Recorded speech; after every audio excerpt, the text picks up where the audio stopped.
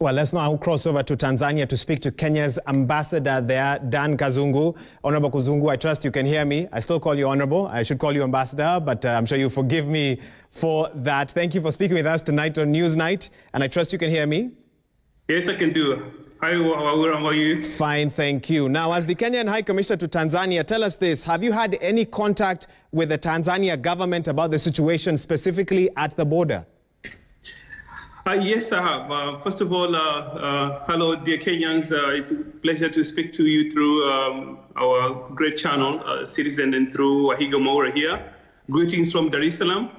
As you know, we are battling a new norm brought about by the COVID-19 pandemic, and we all know how disrupting this has been.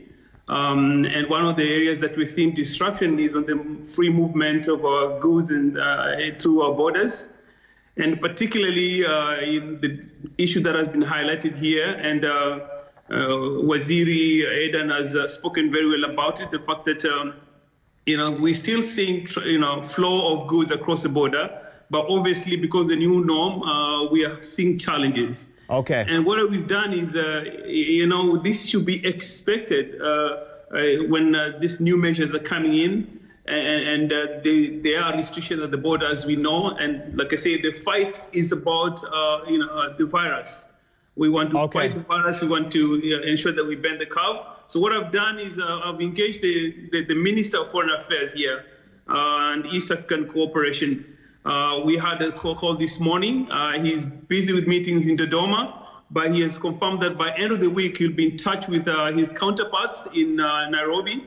He'll be talking to our CS Foreign Affairs, CS Rachel Omamo, Ambassador Rachel Omamo, together with the CS for Trade and for East African Cooperation and Regional Development, CS Eden Mohamed. So they'll be having a call towards the end of the week, and hopefully this thing will be resolved. And I'm glad to hear that those discussions are happening, because I can tell you, should Kenyans be worried at this time about that relationship between Kenya and Tanzania? And I ask you this considering what the regional commissioner from Tanzania said yesterday at the border, that everyone can cross except Kenyans. Should Kenyans be worried?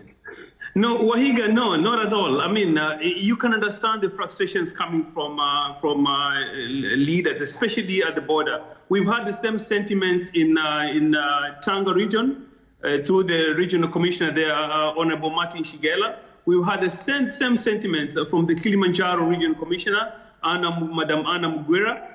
And we've had the same sentiments from the district commissioner of the Namanga region.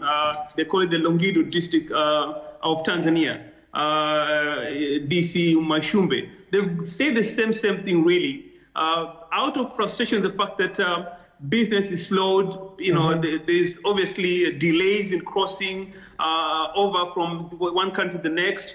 And of course, this also is impacting on business. It's impacting on how fast we deliver goods and therefore do business. And that should be understood. I want you to understand it from the standpoint of frustrations from the leadership, especially regional leadership around this. But overall, it has no bearing towards Kenya-Tanzania relations. The Tanzania relations are still solid, they're still friendly, they're historical. And that's why I had a very early morning call with the Minister of Foreign Affairs here, Professor Kabudi. And he is busy with government engagement in Dodoma, the capital. But towards the end of the week, he told me he'll be done with that and be ready to engage.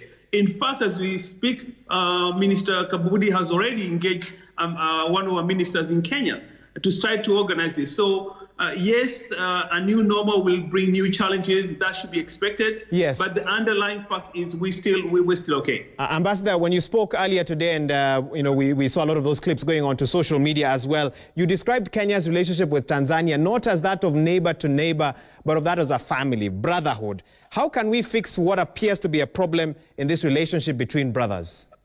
How do you say that briefly? No, I think briefly, more engagement, more understanding. That's basically more understanding, more engagement. And understanding that we come from a very deep historical past together. You remember Tanzania was ready to delay its independence. In 1961 until Kenya was independent, so we can have independence on the same day. So these two countries are very historically, tied. They share bloodlines. And you understand the emotions you're hearing, and all these sentiments you're hearing is because of one people. Imagine the Maasais or Longido and the Maasai or Kajiado and Namanga, the same people really. So when you frustrate that situation, knowingly or unknowingly, or because of other external factors, it's bound to destabilize families and trade, and that should be understandable. But I think what we say is, if we do have challenges, the best way is to sit down and resolve these issues. Find the best innovative way in this new normal, in this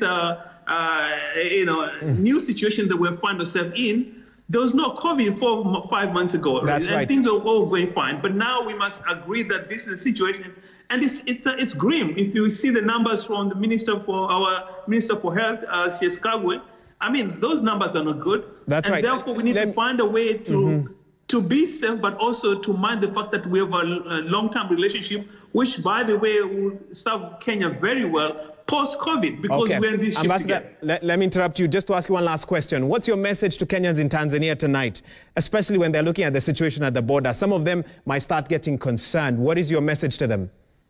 Patience is a virtue. Let's understand each other.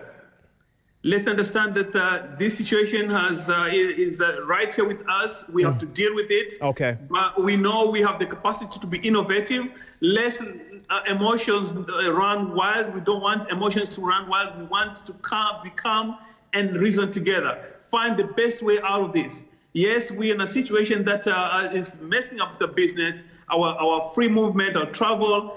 It's inconveniencing, of course.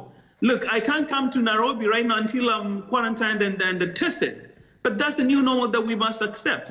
So let's find another way to deal with this, and let's not, remove anger and push it to a place that is not supposed to be. And I know when we put our heads together, we can find the best way to come out of this, and we can come out of this very strong. Ambassador, we're going to have to leave it there. Thank you so much for speaking with us. We'll speak to you, of course, a bit later on in the week as we continue to follow this unfolding situation at the border. But Ambassador Dan Kazungu, Kenya's ambassador to Tanzania, they're speaking to us live from Dar.